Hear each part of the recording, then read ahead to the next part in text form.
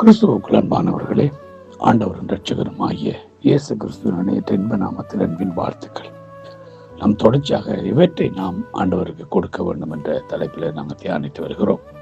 நேற்றைய தினத்தை பார்த்து நாம் காணிக்க கொடுக்க வேண்டியது அவசியம். இன்றைய நான் பார்க்க வேண்டிய காரியம் தசமபாகம் கொடுக்க. தசமபாகம் கொடுத்தல் என்பது மிக அவசியமான ஒன்றாகும். பழைய ஏற்பாடும் சரி, புதிய ஏற்பாடும் சரி, கர்த்தருக்காக தங்களுடைய சம்பாத்தியத்திலிருந்து 10 அல்லது தசமபாகம் கொடுத்தார்கள் என்று நாங்கள் பார்க்கக்கூடியதாக இருக்கிறது.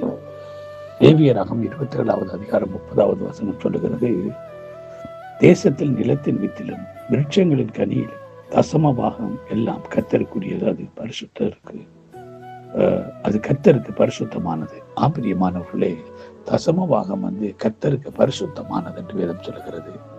ஆகவே அது கர்த்தருக்கு கொடுக்கப்பட வேண்டியது. நம்முடைய கையின் பிரயாசங்களில் வருகிற ஒவ்வொன்றிலும் நாங்கள் என்ன செய்ய வேண்டுமா, கர்த்தருக்கு தசமபாகம் கொடுக்க வேண்டும். அதை இஸ்ரவேல் புத்திரர் அதை செய்தார்கள்.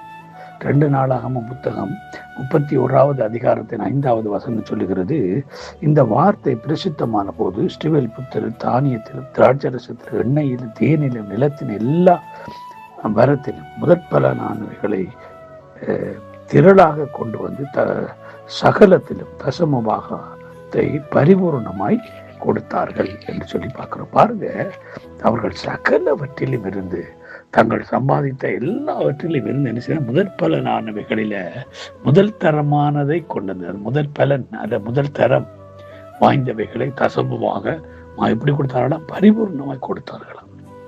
இதுதான் மிக முக்கியமான காரியம்.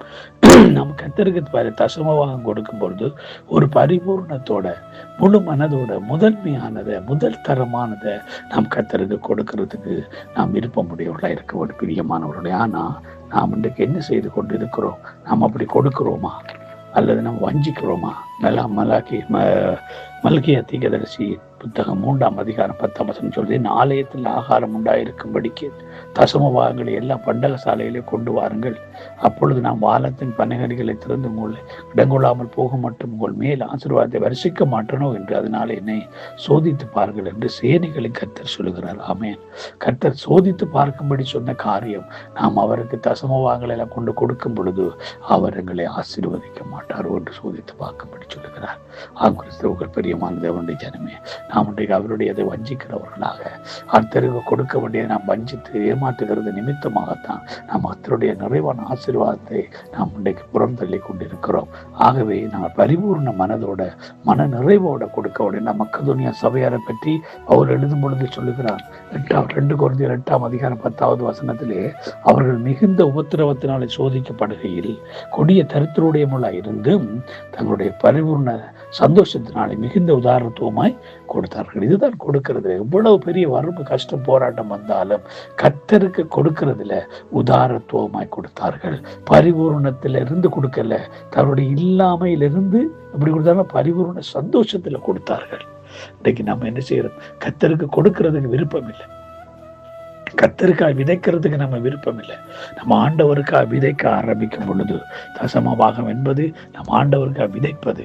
நம்ம விதைக்க விதைக்க கர்த்தர் பல 100 மடங்குகளை ஆசீர்வதிப்பார். அல்லேலூயா. நாம் கர்த்தருக்காக கொடுக்கும் பொழுது கர்த்தர் நமக்கு வானத்தின் பலகணிகளை திறந்து ஆசீர்வதிக்க மாட்டோர் என்று சோதித்து பார்ப்போம். கர்த்தர் தங்கள் ஒவ்வொருவரையும் அவருக்காக கொடுக்கிறவர்களை மாற்றி ஆசீர்வதிப்பாராக. God bless you all.